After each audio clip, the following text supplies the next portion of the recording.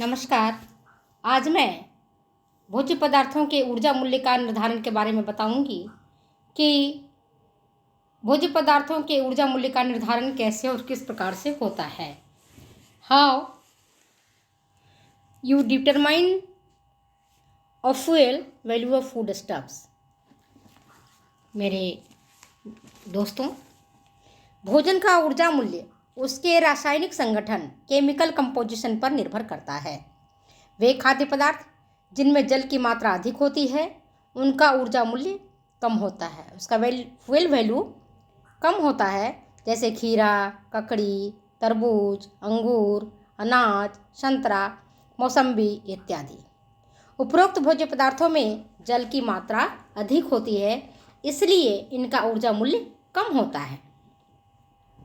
इसके ठीक विपरीत उन भोज्य पदार्थों में जिनमें जल की मात्रा अधिक होती है उनमें आपने पहले देख लिया ऊर्जा मूल्य कम होता है, जैसे आपका खीरा है, ककड़ी है, जो भी पानी वाले जिन भोज्य पदार्थों में पानी की मात्रा अधिक होती है, जो भी प्रकार की सब्जियां जैसे पालक है और आपकी बथुआ है, इनका ऊर्जा मूल्य कम होता है। और ठीक इसके विपरीत जिनमें जल की मात्रा कम होती है उसका ऊर्जा मूल्य अधिक होता है, जैसे गुड़ है, शक्कर, घी, तेल, काजू, बादाम, पिस्ता, मक्खन इत्यादि।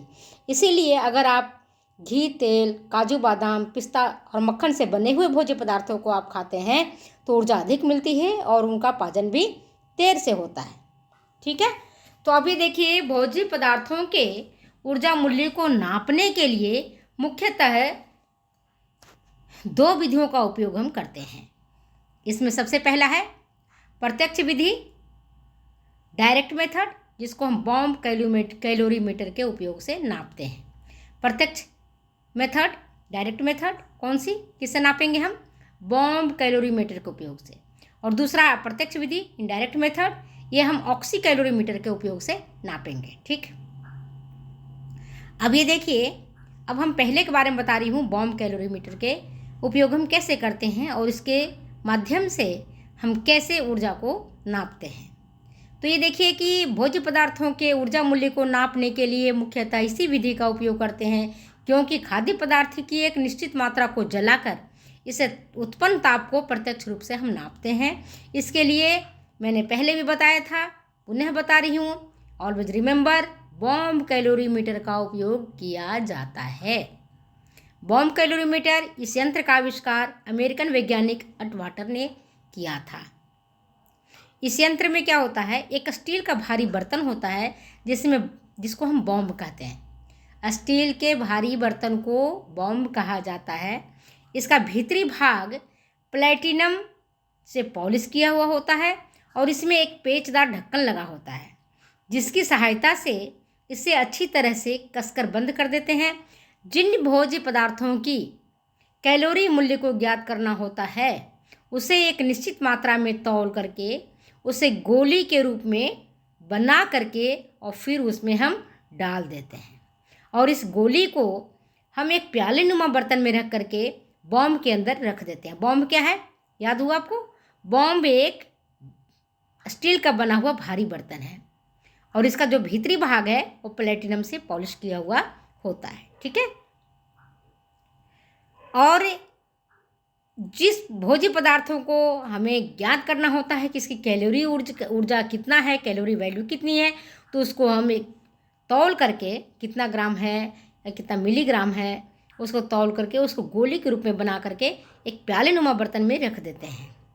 और बॉम्ब का जो ताप होता है ना, कुचालक होता है। बॉम्ब के ढक्कन में एक पार्ट लगा होता है जिसके द्वारा इसमें ऑक्सीजन प्रविष्ट कराया जाता है और बॉम्ब में ऑक्सीजन तब तक हम प्रविष्ट कराते हैं जब तक कि बॉम्ब कैप्सूल में ऑक्सीजन का दबाव 300 पाउंड प्रति वर्ग इंच ना हो जाए।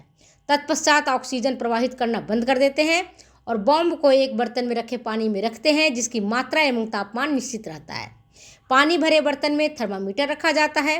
पानी के तापक्रम को प्रति मिनट हम नोट करते हैं और जब पानी का तापमान एक समान हो जाता है, कांस्टेंट हो जाता है, तब और 5 मिनट के बाद भी पानी के तापक्रम में कोई अंतर नहीं आता है, तब भोजन के नमूने को जो प्यालुनुमा बर्तन में गोली के आकार में रखी रहती है बिजली के फ्यूज के द्वारा हम जलाते हैं। बॉम्ब में ऑक्सीजन उपस्थित रहने के कारण खाद्य पदार्थ शीघ्रता से जलने लगता है, जिसके कारण ऊर्जा निकलती है। और यह ऊर्जा भोज्य पदार्थ वाले बर्तन के बाहर उपस्थित जल द्वारा ग्रहण कर ली जाती है, जिससे पानी का तापमान बढ़ जाता है।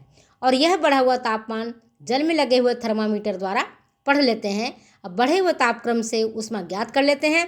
यह ऊष्मा बॉम्ब में रखे हुए भोजन की निश्चित मात्रा के जलने से प्राप्त हुई ऊष्मा होती है। इस प्रकार यह एक निश्चित मात्रा के भोजन के ऑक्सीकरण की क्रिया से उत्पन्न संपूर्ण ताप उत्पादन को नापते हैं। ठीक है, अब इसे गणना कैसे करते हैं जरा ये देखिए।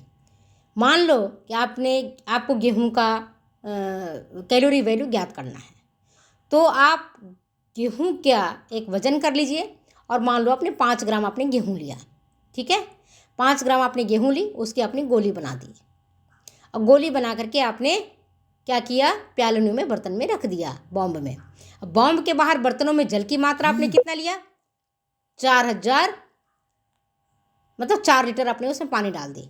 ठीक है, कैलोरी मीटर के वजन के समतुल्य जल की मात्रा आपने आधा लीटर ले लिया, 500 मिलीलीटर ले लिए पानी। तो कुल पानी की मात्रा कितना हुआ, 4500 मिलीलीटर, मतलब 4.5 लीटर, 4.5 लीटर आपने पानी उसमें डाल दी। पानी का प्रारंभिक तापक्रम मान लो आप 20 डिग्री सेंटीग्रेड है, और भोजन के दहन के बाद का तापमान अगर 24 डिग्री फिर बढ़ करके आपका 24 डिग्री सेंटीग्रेड हुआ। तो आप ये देखिए कि 24 डिग्री सेंटीग्रेड भोजन के जलने के बाद हुआ, और पहले कितना था, 20 डिग्री सेंटीग्रेड। अब दोनों को घटा दीजिए तो आपको कितना मिला, 4 डिग्री सेंटीग्रेड। पानी और कैलोरीमीटर द्वारा प्राप्त ऊष्मा कितना मिला, तो 4500 मिलीलीटर मल्टीप्लाई बाई करेंगे आप 4, तो मिलेगा आपको 18 किलो कैलोरी। अब चूंकि आपने गेहूं कितना लिया था, 5 ग्राम लिया था, तो 5 ग्राम से आपको 18 किलो कैलोरी ऊर्जा मिलती है। तो 1 ग्राम गेहूं से आपको कितना मिलेगी, 18 को डिवाइड कर दीजिए 5 से, आपको मिलेगा 3.6 किलो कैलोरी। इसलिए अब आप ये देखिए कि 3.6 किलो कैलोरी मिला कितने से, 1 ग्राम गेहूं से। तो 1 ग्राम गेहूं से आपको कितनी ऊर्जा मिली, 3.6 किलो कैलोरी ऊर्जा आपको प्राप्त हुआ है। बॉम्ब कैलोरीमीटर द्वारा निश्चित किया गया कार्बोज, वसा और प्रोटीन का ऊर्जा मूल्य है। 1 ग्राम कार्बोज से 4.1 किलो कैलोरी मिलता है एनर्जी, 1 ग्राम प्रोटीन से 5.65 कैलोरी, और 1 ग्राम वसा से 9.45 कैलोरी एनर्जी मिलती है। तो आज मैंने आपको बॉम्ब कैलोरीमीटर के बारे में बताया है। अगर ये वीडियो आपको अच्छी लगती है तो प्लीज़ शेयर करें, कमेंट करें, सब्सक्राइब करें। Thank you. नेक्स्ट मिलेंगे आगामी वीडियो में। Okay, welcome.